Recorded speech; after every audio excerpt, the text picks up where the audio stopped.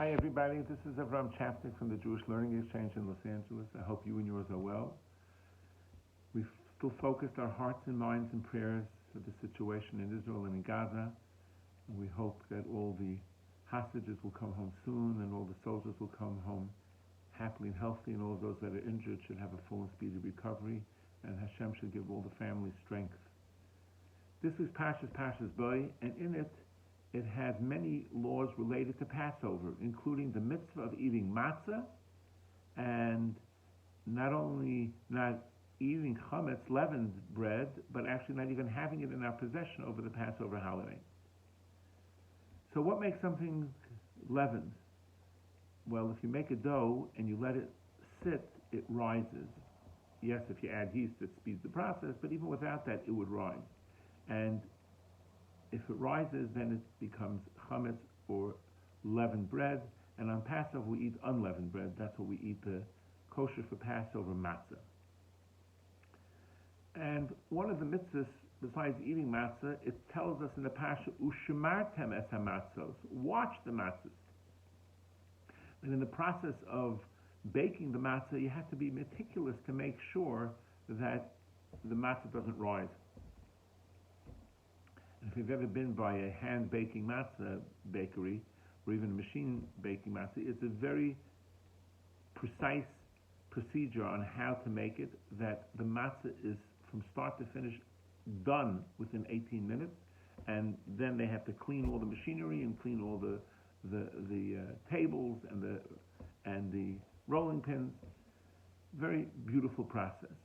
Now what's interesting to note is that the written Torah in a Torah scroll has no vowel. And we know what the voweling is only because of the oral tradition that tells us. So when you have a chumash, your handy art scroll chumash, it'll have the vowels in there because that's what the tradition says. So our sages tell us in the words on this week's portion, Ushmartem es hamatzos, you should guard your matzahs, that there's actually a hidden play on words there. If you change the voweling just a little bit, it changes it from watching the matzahs that you should watch the mitzvahs. What do you mean you should watch the mitzvahs? And our sages say, mitzvah haba liyotcha, a mitzvah that comes to your hand, al tachmitena. Don't let it rise.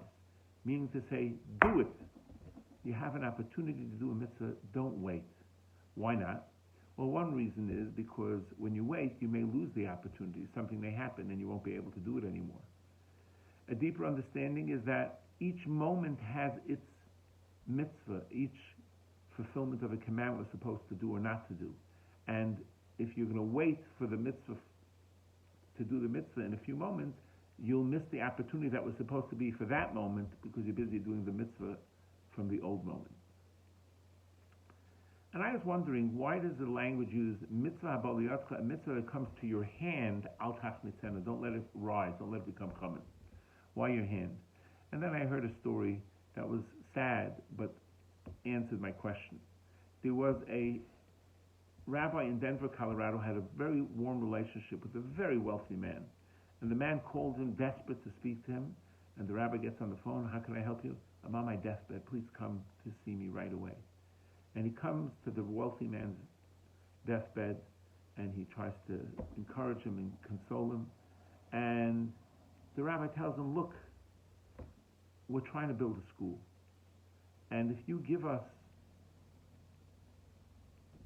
$50,000 at that time, we could build it and we'll put your name on the building. And the wealthy man said, Rabbi, I'm sorry. My heart wants to, my mind wants to, but my hand can't do it. I'll give you a check for $500. And the rabbi was very saddened because here, the man was on his deathbed. You can't take it with you.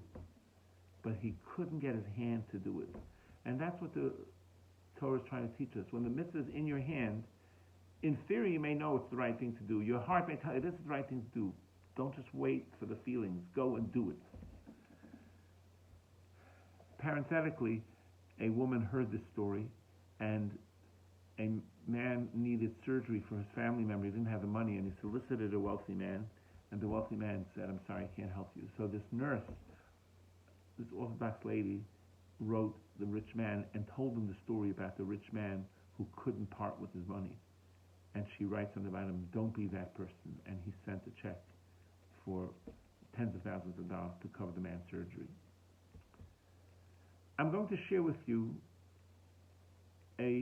one of the most powerful stories that could come out of an 8.5-year-old boy. And this is his story. The name is Avremel Fizim. He lives in Sderot in southern Israel, near Gaza. And he unfortunately has to deal with the thousands of rockets that are launched towards Sderot, and they only have 12 seconds to run to get into safety, into a bomb shelter. And he spoke, this little boy, in front of a huge convention of rabbis, spoke of the thousands of times in his 8 short years of life that he had to run to make it to the bomb shelter, and sometimes not making it and falling on the ground and protecting his head and with his hands. And he asked the thousands of international guests at this Chabad convention, said, "I want everyone to close your eyes, and for 12 seconds, I'll ask you to turn off the lights, let's begin." And he started counting down. 11, 10, 9, 8, 7, 6, 5, 4, 3, 2, 1.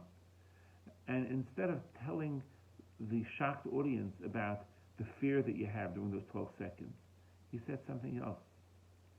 He said, "I'm sharing this with you to inspire growth for the sake of learning. Cherish these 12 seconds.